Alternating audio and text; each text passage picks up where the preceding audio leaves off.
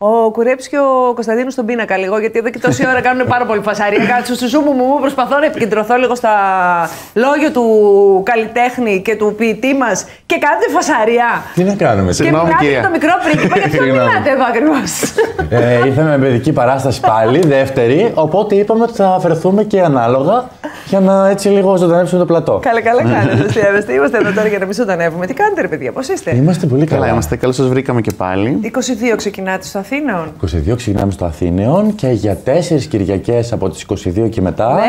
Ναι. Κυριακές 11.30 ώρα το πρωί. Νομίζω ότι είμαστε η πρώτη παράσταση, όχι η δεύτερη παράσταση που παίζει το καινούριο Αθήνεων, τώρα που ξανά άνοιξε. Και ανακοινισμένο και με τα ωραία του. Ναι. Είναι τώρα και κινηματογράφος επιπλέον, οπότε παίζουμε μικρό πρίγκιπα, την παράσταση που έχουμε ετοιμάσει για τα σχολεία, όλης της Ελλάδας φυσικά, και έχουμε ήδη ξεκινήσει να παίζουμε, αλλά τώρα τη βγάλαμε και στον κόσμο για να μάθει το υπέροχο μήνυμα του μικρού πρίγκιπα. Δειγματίζετε δηλαδή, να ξέρω. Δειγματίζουμε πάρα. Και όσοι παρακολουθούν από τους εκπαιδευτικούς, επειδή τώρα είναι η περίοδος που κλείνονται οι συμφωνίες για τα σχολεία, τα οποία συχνά πυκνά επισκέπτονται παραστάσεις. Βλέπω από τα δικά μου που όλο και λέω σήμερα τι είχαμε, μαθηματικά δεν είχαμε. Γιατί είναι παιδιά, θέατρο, πάλι θέατρο. Οπότε είστε μέσα στη σεζόν. Είμαστε μέσα στη σεζόν. Έχουμε τρελάνει τα παιδιά με το θέατρο, τι να κάνουμε. Καλά κάνετε, παιδιά, είναι η μόνη ελπίδα και η μόνη σωτηρία. Γιατί διαφορετικά από το κακό στο χειρότερο πάμε, δεν ξέρω αν το έχετε παρατηρήσει. Αυτό. Όχι, παιδιά. 22, 29, 5, 12 και στις 4 παραστάσεις. Να πάμε. Και ξεκινάμε τώρα με το καλό αυτή την παράσταση που την είχαμε έτοιμη. Από τον Οκτώβριο τρέχουμε βέβαια εμείς αυτή την παράσταση. Μα το θυμάμαι. Τον είχαμε, δηλαδή δεν είναι η πρώτη τη σεζόν, αλλά τώρα την βγάλαμε αφού κάνουμε το χριστουγεννιάτικό μας και το ζήσαμε εκεί χριστουγεννιάτικα και με την περιοδεία. Είπαμε να συνεχίσουμε με περιοδεία.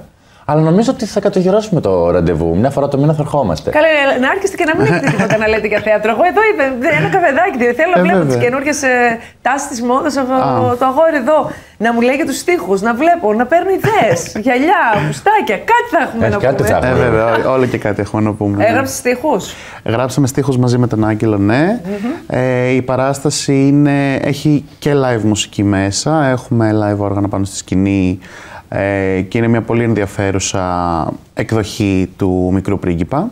Από ποια οψιόν είναι ενδιαφέρουσα, από πού το βλέπετε εσείς το πράγμα?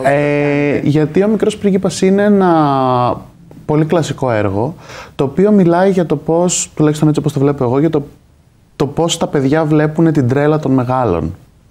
Γιατί συνεχώς ο μικρός πρίγκιπας λέει: μεγάλη είναι πολύ περίεργη.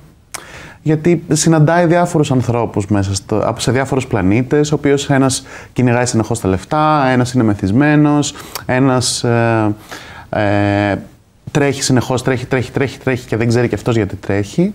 Οπότε ο μικρός πρίγκιπας βλέπει συνεχώς την τρέλα των μεγάλων μέσα από τα παιδικά του μάτια και γι' αυτό είναι και ένα διαχρονικό παραμύθι, γιατί οι μεγάλοι ακόμα είναι έτσι παρά το πότε γράφτηκε το έργο. Είναι ένα παραμύθι που το διαβάζει μικρός. Εμείς δηλαδή το διαβάσαμε μικροί. Αλλά δεν πολύ καταλαβαίνουμε και τίποτα. Και το καταλαβαίνεις μεγάλος. Νομίζω το καταλαβαίνεις μεγάλος. Εγώ δεν το θυμάμαι καν. Πρέπει να το ξαναδιαβάσω νομίζω.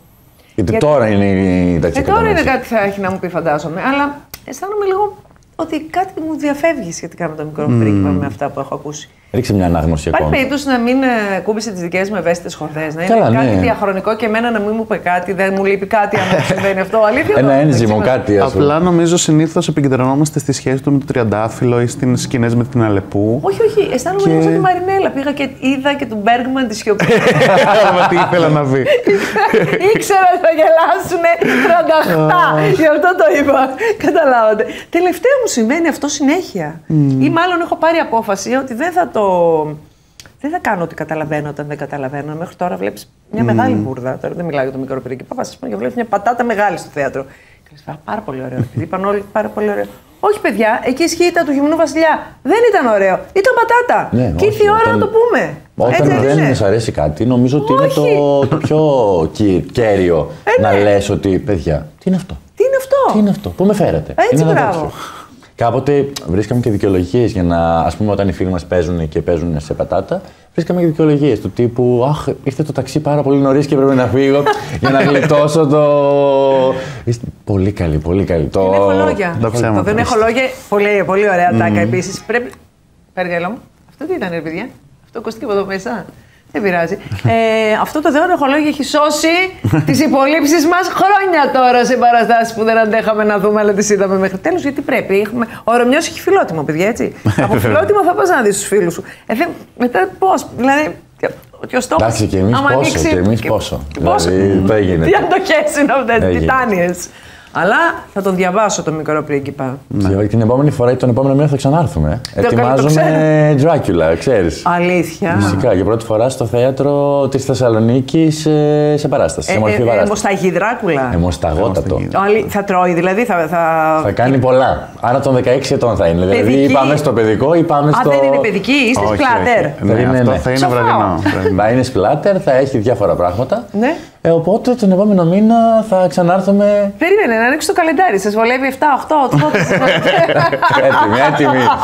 Λευτέρη, σε βλέπω έτοιμο πόλεμο. Βέβαια. Εγώ γι' αυτό ετοιμάζομαι, γι' αυτό έχω το μουστάκι, γιατί εκεί θα παίζω κι εγώ. Οπότε. Α, και μουστάκι. Θα σου έρθουμε και με ανάλογο outfit φυσικά. Παιδιά, θέλω ψιλόγιακά, έτσι. Και μια κάπα. Και μια κάπα, ναι, έτσι. Λίγο τον θέλω προβεβλημένο εδώ, λίγο προτεταμένο. 22 ξεκινάτε στο Αθήνα, το οποίο είναι ανακαινισμένο, είναι σινεμαθέατρο πια. Ναι. Η προπόλησή μας είναι στο Viva. Ναι. Αυτό. Από την πρώτη Κυριακή του Φεβρουαρίου θα συμμετέχω και εγώ στην παράσταση σε ένα ρόλο έκπληξη. Ναι. Οπότε λίγο υπομονή για τον Φλεβάριο, όποιος θέλει να δει. Το κοινό μου, ας πούμε, αν θέλει να με δει. Αν καίγεστε δηλαδή, κάντε λίγο υπομονή. Κάντε λίγο υπομονή. Αυτό, και στην περίπτωση που κάποιος ενδιαφέρεται να κλείσουμε οτιδήποτε, είτε σε σχολείο είτε σε παράσταση κτλ., μπορεί να μας βρει τα στοιχεία μας και να επικοινωνήσει μαζί μας για να το κανονίσουμε, γιατί η παράσταση ταξιδεύει, είναι φτιαγμένη για να ταξιδεύει. Θα πάει και σε οποιοδήποτε χώρο. Είναι δηλαδή η πιο πρακτική παράσταση του κόσμου. Θα πάει και σε κάποια σημεία στην επαρχία, κάποια Σάββατα. Ωραία. Δηλαδή θα ταξιδέψει και αυτό λίγο. Και εδώ παίζουμε, δηλαδή είναι και πολύ εδώ μέσα στο στούντιο. Πολύ άνετα. Θέλω. Πάρα πολύ άνετα. Μου τη χρωστάτε μια παράσταση. Είναι επόμενη φορά θα σας φέρω. Είναι και μία ώρα, οπότε είναι τα μάμ. Κουτάκι. Μπράβο, παιδιά, καλή επιτυχία. Ευχαριστούμε πάρα πολύ. Εγώ ευχαριστώ που ήρθατε. Θα τα ξαναπούμε την άλλη μήνα, έτσι.